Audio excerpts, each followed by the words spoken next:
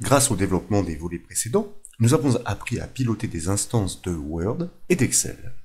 Dans les pas de ces solutions, nous proposons maintenant d'apprendre à piloter une instance de PowerPoint par le code VBA Access. Sur l'exemple illustré à l'écran, l'utilisateur consulte les noms et titres des présentations PowerPoint sur un formulaire tabulaire. S'il clique sur l'une de ces lignes et qu'il clique ensuite sur le bouton Ouvrir, constatez-le, la présentation sélectionnée s'affiche dans PowerPoint.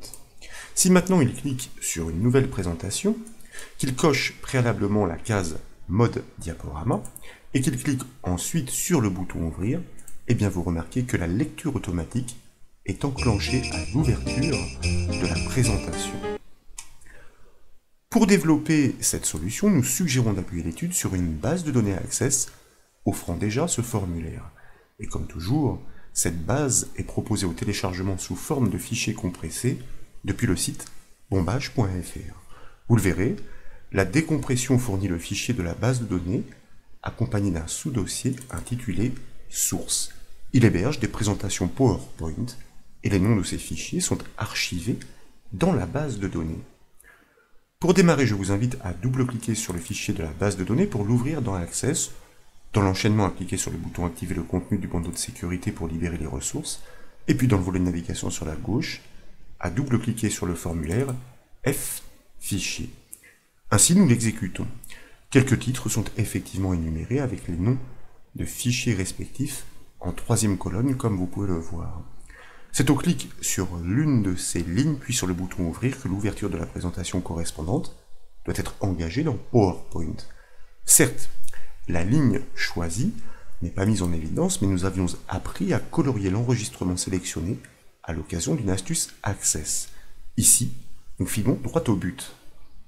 Pour débuter donc, eh bien, nous devons commencer par créer la procédure de code à attacher au clic sur ce bouton Ouvrir. Elle doit se charger de piloter une instance de PowerPoint pour ouvrir le fichier désigné. Donc, nous avons besoin d'une variable pour l'instance et d'une autre pour construire le chemin d'accès local à ce fichier. À gauche du ruban Accueil, désormais je vous propose de cliquer sur la flèche du bouton Affichage, dans les propositions de choisir le mode Création, sur le formulaire en conception, et bien de cliquer sur le bouton Ouvrir pour le sélectionner, et dans l'enchaînement, nous allons activer l'onglet Événements de sa feuille de propriété pour pouvoir cliquer sur le petit bouton associé à son événement au clic. Et là, dans la boîte de dialogue qui suit, nous choisissons le générateur de code que nous validons avec le bouton OK de la souris. De fait, nous basculons dans l'éditeur VBA Access entre les bornes de la procédure événementielle, Ouvrir, Clic. Et dans les bornes de cette procédure, sans plus attendre, eh bien nous allons commencer par la déclaration de ces deux variables. Donc, le mot-clé dim pour les dimensionner. La première, je vous propose de la nommer instance P pour l'instance PowerPoint, que nous allons déclarer dans un premier temps comme un objet au sens large, as object. Cette variable prendra définitivement son type précis au moment de l'instanciation de la classe PowerPoint.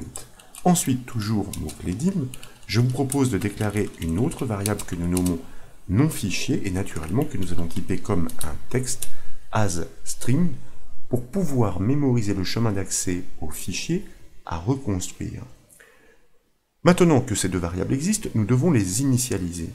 Concernant l'instance de PowerPoint, nous allons encore une fois exploiter la fonction VBA createObject avec un paramètre spécifique pour faire référence à la librairie souhaitée.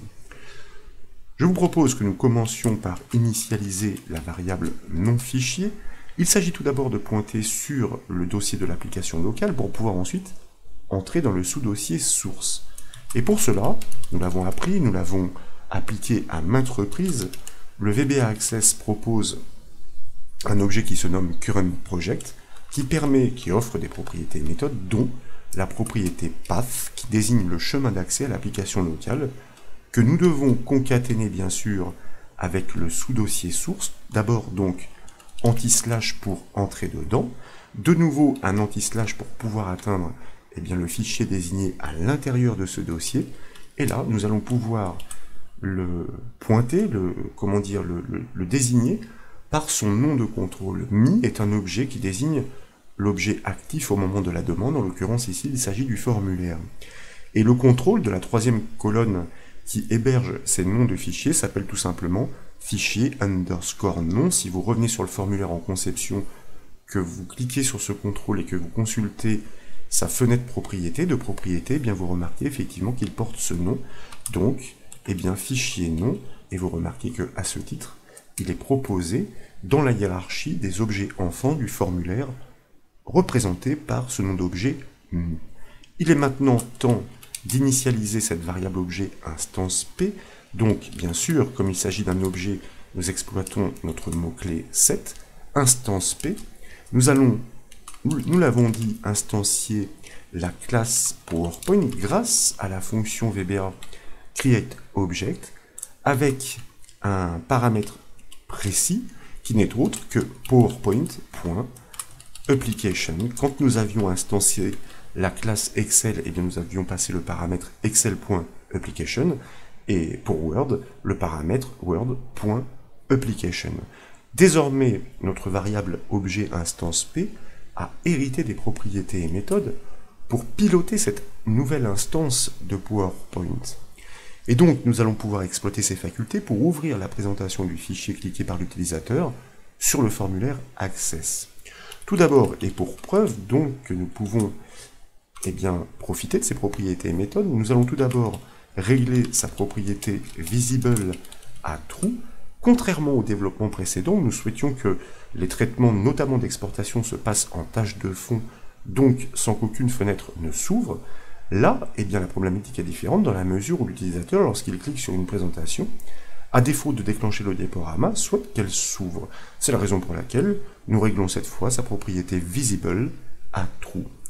Et dans l'enchaînement, toujours grâce à cette instance, et par voie hiérarchique, nous allons descendre jusqu'à sa collection presentations qui désigne l'ensemble des présentations d'une instance PowerPoint qui propose là encore par voie hiérarchique la méthode open qui porte bien son nom, qui permet d'ouvrir non pas des présentations mais une présentation spécifique en fonction du chemin d'accès complet non fichier qui lui est passé en paramètre non fichier, qui est la variable dans laquelle nous avons reconstruit le chemin d'accès complet au fichier cliqué sur le formulaire Access par l'utilisateur.